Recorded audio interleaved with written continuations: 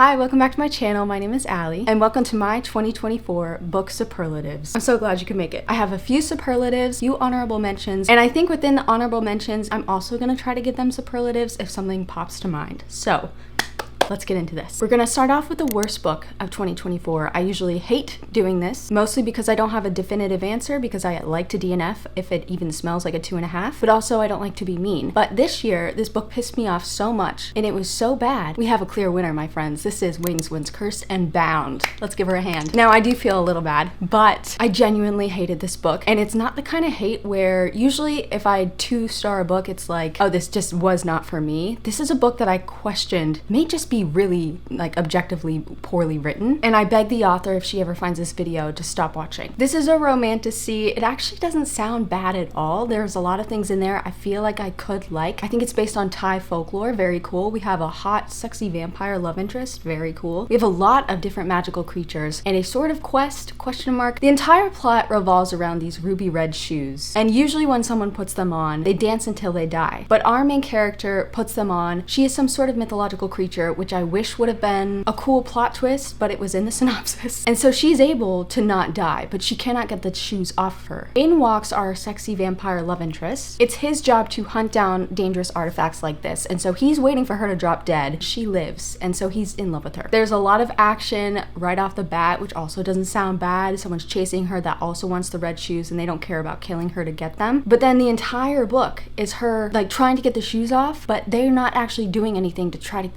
Don't even get me started. The reason I didn't DNF this, because I did smell a DNF like by chapter 2, is because I got this book from a recommendation from a website, and for the video I said I wasn't going to DNF. This is possibly my favorite video I did all year. This section in particular, me ranting, I usually don't enjoy myself ranting because I feel so bad. This shit was funny. So if you want to know more of my absolute hatred, definitely watch this video. But the writing itself is really what is the crux of my issues here. The main character had no personality. Every single person she talked to, she acted differently. She spoke differently. And I thought it was gonna be like a cool twist, like maybe she's manipulating them all because she's like some secret spy. But no, it was just poorly written.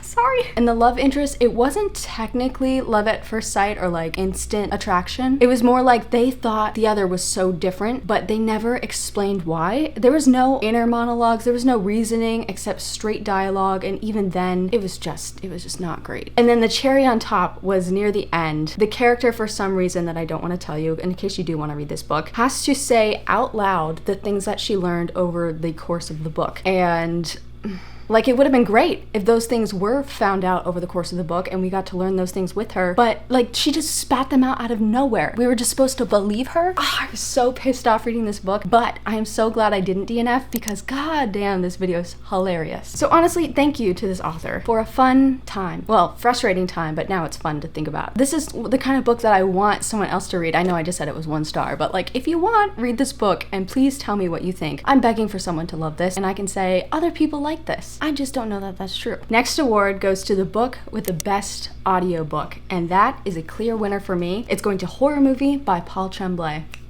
Snaps to Mr. Tremblay. I think in general, I was very impressed by this because this is a horror trope that I actually despise. It's about a cult classic film that's being remade like many years later. For some reason that really irritates me. I just never love it, but I ended up giving this 4 stars, and it's only because of Mr. Tremblay. I will say, I think the audiobook enhanced this experience and made it an even better read for me. I was reading with my eyeballs and listening because sometimes I need help like that. And I'm so glad I did because I saw some of the differences in the two, and it like made it that much more interesting. I was like eyes glued to the page, my ears were very alert. It was just a very fun time for something that I usually don't enjoy. So the main character is this man who, when he was a kid, was in the original cast, and I think he's the only surviving member, so he's gonna help remake this movie in the present timeline. And so we get his point of view, his very like middle-aged bro-y man kind of view. And in between these chapters is the actual script, and it's like printed like a script. So during the middle-aged man part, he has his own audio narrator and it sounds like a regular audiobook. But during the scripted scenes, it's all different narrators, but it's even more than that. It's like they're at a table read. You can hear some sort of noises in the background, you can hear pages turning, and they turn when you turn the fucking page. And I can tell you, the first time that happened, it was the best thing I've ever heard. But also, they were at a table read sort of because they sometimes messed up their lines, and so they went back and redid it. And sometimes they would laugh, like as a cast. That was not on the page. And so I applaud Mr. Tremblay. I don't know if that was like a take, and he was like, let's keep that shit in. If he did, that's like genius of him. Or if it was planned out, and even then, it'd be genius because it was so riveting seeing the differences. So this is like one of those books that I wouldn't say normally try to get your hands on the physical copy and the audiobook when you read it, because it was fun. Next up, we have the smuttiest book of 2024, and this is undeniable, which is saying a lot because I read a lot of smut. This goes to Split or Swallow by Lindsay Straub. I found this author because she has a meme account, and it's the funniest account. And then I saw in her stories one day, she's like, oh, chapter 10 is up for available. And I'm like, what? She wrote this book chapter by chapter, released it on her website for free, and you could read along with her as they were released. And so it brought me back, I don't know to when. I just felt like a teenager reading this because you're waiting for the upload, and it's very like, oh, this is like smut central. This is not even for the sort of casual smut readers. This is like some serious shit. It's not even enjoyable at a certain point because there's so much of it, because it was sort of created to be released week by week. So there is sort of a climax, a couple of climaxes if you know what I mean, and resolution, and like lots of sex scenes in every single chapter. And so you kind of get numb to it after a while, especially because once I found out she was going to print it, I stopped reading online and I waited for the book, and then it was like, wow, okay, this is a lot. The smut itself is funny because she's fucking a snake. I'll tell you what this is about in a second. But it's also really like, even I am like, ooh, like her hips shatter. She gets like 3rd-degree burns. It's not really fun, but it is. I don't know what that says about me. So this is a book, it's sort of a historical fantasy book, and there is a love triangle in here. I am a fan of those. If both like options are viable, and like you could believe that she could end up with either one. Anyway, in this sort of fantasy world, there's a royal family, and whenever someone who's going to be the king comes of a certain age, I think it's like 21, somewhere around there, all of the women in the village that were born the same year has to compete in a sort of the selection style. Well, I guess it's like the Bachelor style, but they have sort of trainers to train them in the physical arts. The trainers are basilisk men. They can transform into basilisks, which are very deadly, but they also transform into men. And they teach these women, you know, how to please a man in their human forms because they are gifted with some sort of sexual powers. Good for them. It is consensual because the girls don't have to compete in this. It's just a very prestigious thing for them to do because they could end up being the fucking queen of their world. And even if you get to like the top 10 or the top 5, it'll get you good prospects because misogyny. Anyway, our main character is sort of poor. She's looked down upon because she has a single mom who owns like a chicken farm, which sounds pretty cool. Free eggs, hello. And she decides to compete. She walks into this cave. Guess what happens?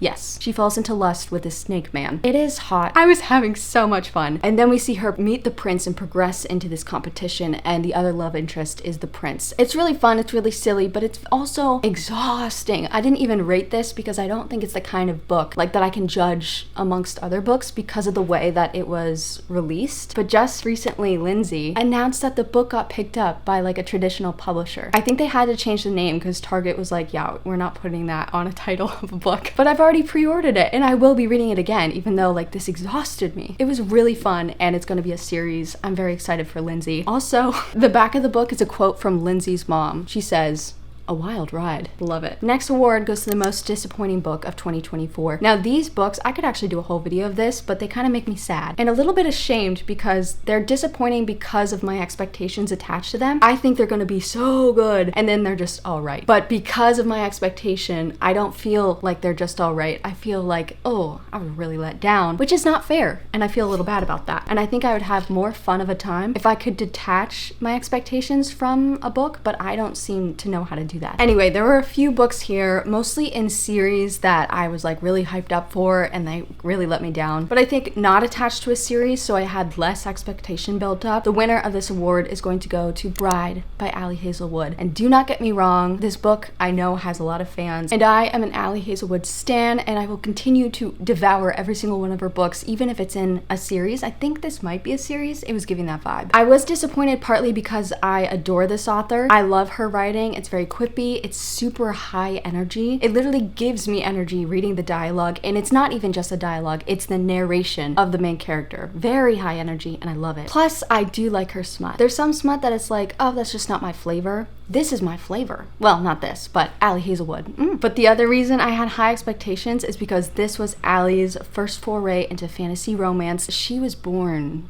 to write fantasy romance. She's a fanfic author. There's just something about fantasy romance that screams fan fiction, and it just felt like this was going to be her shining moment of glory, above even all the other shining moments of glory she's had. And yet this really was not great for me. This follows our main character. I think her name's Misery. She's a vampire. I think she's pretty high up in their political system. She may be a princess. It's been a minute, sorry. And she goes into an arranged marriage with a werewolf, and in this story, werewolves and vampires are sworn enemies. So there's like already some tension happening. We find out more about why Misery agreed to do this in the first place. She sort of has an ulterior motive. There's sort of a thriller background plot that is one of the reasons I found this disappointing, because it didn't weave in the romance and the sort of like mystery thriller part of it very well. I think it could have been done better. But also this chemistry sizzled out so quickly. At first I thought it was gonna be my shit, because the werewolf dude is so obsessed with smell, and I'm a smell kind of person. I'm very smell oriented, and there's this entire scene where he has to like mark her with his scent for the other werewolves, and he has to like nuzzle her. It's not even like, they don't even kiss or like do anything. The way I was blushing in this scene, I was like, oh shit, this is for me. But then it turned out not to be, because their chemistry completely died, and it was so disappointing. Plus there was a couple talks of like biological or anatomical, what's it called? I'm not a scientist. We were getting like an anatomy lesson when we're supposed to be banging, and it just took me out of it. So not a bad book, but just as a romance, it wasn't strong. As a thriller. But the thing is, I want Allie I want her to try this again, because I know she has it in her. I truly believe she was born for this. Next up, we have the Prettiest covers. I couldn't pick one because I didn't really have like a complete standout this year, but I think objectively we can all agree how gorgeous Ready or Not by Cara Bastone is. These colors, the foliage, oh my god, this color combination is just so gorgeous. And I usually don't like full body cartoon characters on a book, which is funny because like one of my favorite covers you're gonna see in a minute has this, but because of the foliage and like the this is so beautiful. I ended up giving this, I think, a 3.75. I'm not gonna get in synopses here because I'm gonna talk about a few of these. Another romance I read this year that I think we can all objectively agree is gorgeous is My Dark Romeo. This is literal art, so like, duh. But the coloring, I think it's so pretty. And it's so funny how like sweet and historical this looks, like based on the contents within. It's just funny, funny, funny. This was a 3-star, a lot of fun. Now we've got objectively good looking with a little hint of weird. First of all, the background of this. I think when I first saw this cover, I thought it was a picture, but it's actually art. And it's so gorgeous. But this pink slime has possessed me ever since I saw it. This was genius. Whoever decided to do this, like, you need a pay raise. This was amazing. And it also kind of looks like one of my other favorite covers is dripping onto it. Anybody, I love this. I also think people will probably agree with this. And it's cool because it kind of looks like hard plastic, but it also looks like liquid. And I think thematically, that kind of fits with the story. I gave this 5 stars, and I gave this 4.25 stars. Another book I gave 5 stars, whose cover I adore. This is not something I'd usually like a close-up of a face. It reminds me of those like middle school books where like the person was holding up a journal.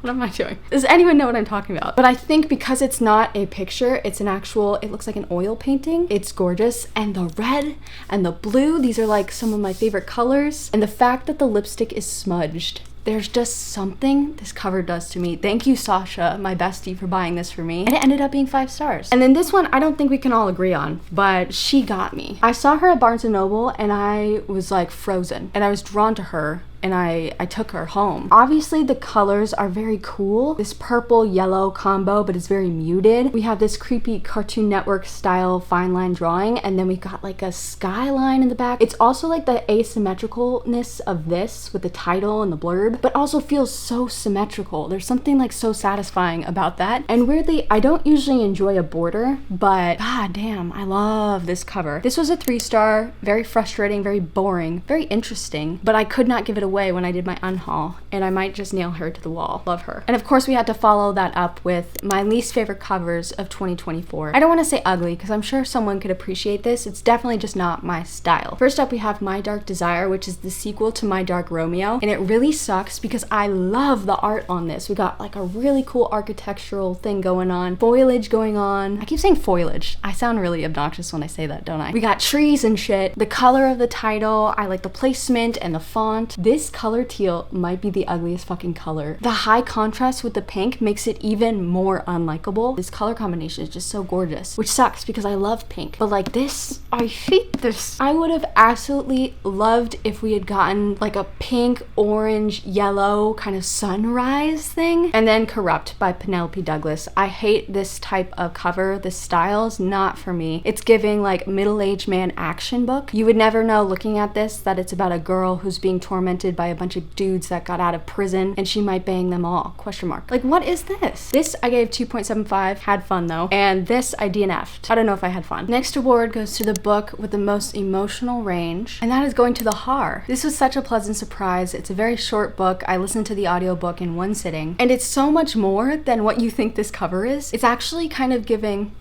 That's a surprise emotion I wasn't expecting, but this has everything. This is about an elderly woman who lives in a small community, and the community is kind of being bulldozed, both metaphorically and physically, by some asshole billionaire who wants to like build a bunch of expensive shit on it. Except in this town, what can I say? A mysterious fog bank creeps inland. It's the Har. The Har. To some, it brings redemption. To others, it brings only madness and death. Okay, it does say it here. Romantic and deranged.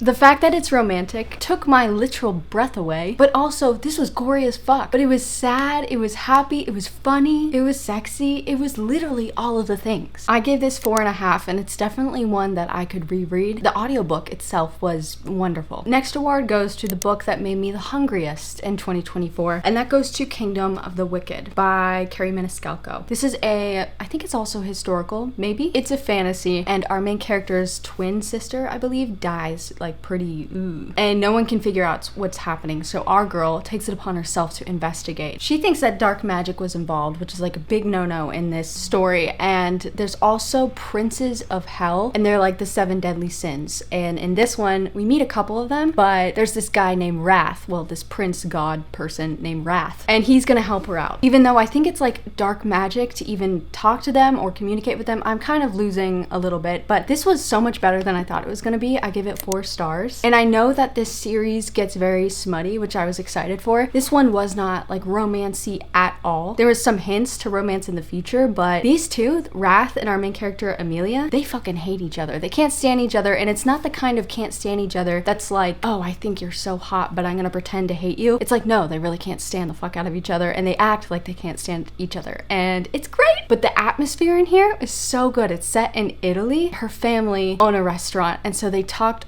I feel like it was a lot. Maybe I was just really hungry when I wrote this, and my mouth is watering just remembering. They talked about like shrimp scampi and all the garlic, and she had to go get ingredients and garlic. I love Italian food, and I think I also kind of got obsessive with it in this book in particular because there's not too many Italian places near where I live. There's like one, and there's like no salt in the food. Excuse me, Italian food with no salt. Can you imagine? I know that's not a huge part of the book, but I hope it continues and we hear more about her family's restaurant. It's literally like the lowest like detail of this book, but I really latched onto it. Next up, the award for the weirdest book I read in 2024, and this one was kind of hard because I have not read anything as weird as last year's winner, which was Organ Meats by Ming Chang. This is so weird, I still don't know what even happened. And so there's nothing quite that surreal that I read this year, but I will be giving this award to Walking Practice by Dolki Min, and it's translated by Victoria Caudle. The book itself is sort of a weird story. It's about an alien who gets trapped on Earth and they cannot leave because their spaceship is sort of damaged. They look like this, but they need to go out and find some food, but they can shape shift into humans, and they find out pretty quickly that humans taste rather good. So they go on dating apps, they catfish these people, they transform into whatever they might like, they walk to their homes, but maintaining these human bodies takes so much work and concentration. It is exhausting reading the effort that is taken into walking, which is why it's called Walking talking practice. Like sometimes if they're not concentrating enough, like a random toe will pop out of like their face or something, you know what I mean? So they show up at these people's places, they fuck them, and then they kill them, and then they eat them. Wow. It was fun. It was gorier than I thought it was gonna be, but also still a lot of fun. I like that. And so while this sounds like a weird story, the weirdest part of it is the actual words on the page. And I love this type of creativity. So I guess there's something in the Korean language. The translator left a whole note in the back and I really appreciated it. The original text had something weird, and it's not something you can actually replicate in English because it doesn't exist, which makes me want to learn Korean so bad so that I could read this originally. I don't know what that means and I want to know so bad. The parts of a sentence are marked by postpositions. I literally don't even know what that is, which makes the meaning more trackable when words are torn apart and stitched together. And while the translator couldn't do the same thing to English, they did like a visual representation where whenever the alien was like by themselves, the text looked like this. There was like really weird spacing and it was just so cool. Plus there's like random art throughout this that is like showing the different forms that this alien can take. It is so creative and so cool. Like, come on. And there's even a few pages of this. So yeah, this is really cool. I did only give it 4 stars, a personal preference of mine. I hate it when the narrator, which is what happened in here, is speaking directly to us and not explaining why. They have a very sort of boastful, weird, like annoying middle school tone where it's like, I bet you're wondering why, blah, blah, blah, blah, blah. Well, let me tell you. there's something so irritating about that type of voice, and this had it. But by the end, I was pretty invested in this character, and like what was going on was actually really emotionally affecting me. Weird, good book. All right, we're moving on to honorable mentions of the year. These are all 5 stars. I have 3 of them. I want you to know that I cannot say honorable, so every time you've heard me say it so far, I had to take 3 takes for just saying that word. First honorable mention goes to The Skull by John Klassen, and this is getting the award for the best children's book I read in 2024. Which isn't saying much because I haven't read a children's book since I was a child, but this was great. I actually listened to this on audiobook from my library because it was a really like a 20-minute book, and I was like, why not? It was a contender for the prize of best audiobook of the year. There was music, it was just very atmospheric, and I could tell that it was a picture book, and lo and behold, it was. It's gorgeous. This is a story about a little girl, and she flees into the wintry night, but you don't know why, and you never find out, which I love. She goes up to this mansion, and there's a talking skull, like a literal talking skull, apart from his body, and they become friends, and that's the story. There's some plot that happens, but this is very short, so I'm not gonna give it away. But I love how you don't really find out their stories, and so you can kind of read into it what you want, and you can kind of put into it what you want. I put a lot of me in here, and I think that's why I'm gravitating toward it so much. And what really sold me was the author's note. I absolutely love an author's note. It can take a book from like a 4.75 to a 5. This author had read what he thought was this story from a book, like in a library. He picked up a random book and was like, let me read this to a bunch of children. And he thought about it so much on his way home. He asked the library to kind of track down what the book was. They gave it to him. He reread it and it was nothing like how he remembered. And so he rewrote this how he remembered it. And he talks about how we do put ourselves into things and our memories change things over time. I sound like I'm crying, but my voice is just getting tired. And yeah, it was so beautiful, so wholesome, but so hopeful. And I really wish,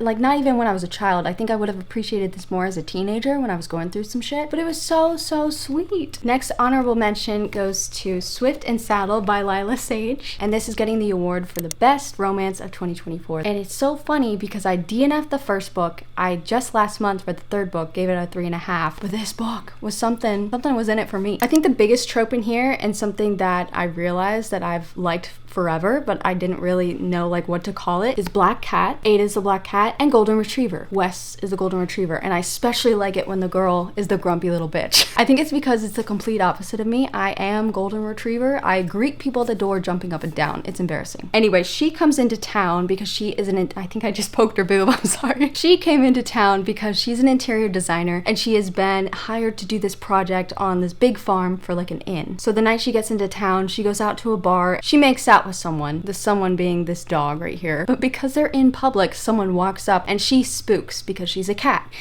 and she runs away, and she's like, why the fuck did I do that? That was so dumb. And of course the next day she goes to her job. Guess who her boss is?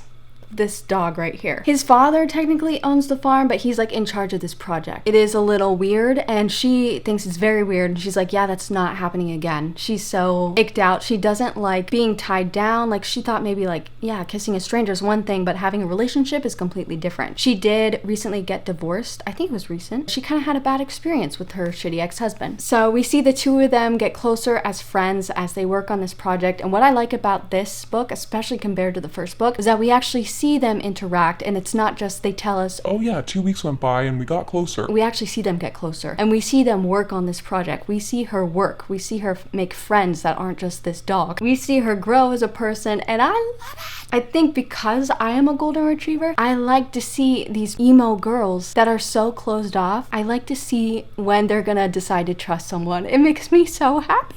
So yeah, I really like this. I am scared to reread it. I'm scared to reread whenever I have a 5-star romance. Last year, I gave Forget Me Not a 5-star. I had such a blast with this book. I can't read them again because what if I don't like them the same amount this time because of just maybe something was in the air that day, you know what I mean? But eventually I will. For right now, this is a 5-star honorable mention. My favorite romance that I've read this year. And last honorable mention is Little Blue Encyclopedia for Vivian by Hazel Jane Plant. This is so funny because in this video, I gave that 1-star book. I also gave a 5-star book, and I never would have heard of this book if it hadn't been for that video and that company. So thank you to mytbr.co. And to CJ, this little book right here is getting the award for the most random ass book that I've ever read this year and maybe ever. Our main character and the narrator of this encyclopedia is a trans woman, and she has recently lost her friend who is also a trans woman. And so she makes this encyclopedia about her best friend's favorite television show, Little Blue. Now this show is made up. Aww. But when I tell you this is written in such a way that I truly believed it was real. And I think that's just on good writing. So yeah, it is an encyclopedia form. We go letter by letter through all of the character names of this show, and we get little illustrations for each of the letters. It's very cute. We get descriptions of these random characters, and the show itself is so fucking random. No one even really understands what it's about or like what the plot is. And then to be told character by character, sort of out of context, and we're trying to weave together things to something that doesn't even weave together. It's just so random, but still so cute and wholesome. At first, I wasn't sure if I liked the narration style because it really did feel like we were reading an article, but I think that is very purposeful because this main character was studying journalism and this is like an encyclopedia. But then by the end, I was so invested and I did get a little teary-eyed. Again, I sound like I'm crying, but I'm not. So yeah, I wouldn't recommend this to people who don't like pointless shit because like there is a point to this. This is her commemorating her best friend who she was in love with, by the way. It says it on the back, it's not a spoiler. But like there's a lot of pointless shit in here that I fucking adored. It literally had me Googling if this was a real show because they reference like real things in here, but also made up people and things, and it's so fun, and I was so pleasantly surprised. I think that has a lot to do with my reading too.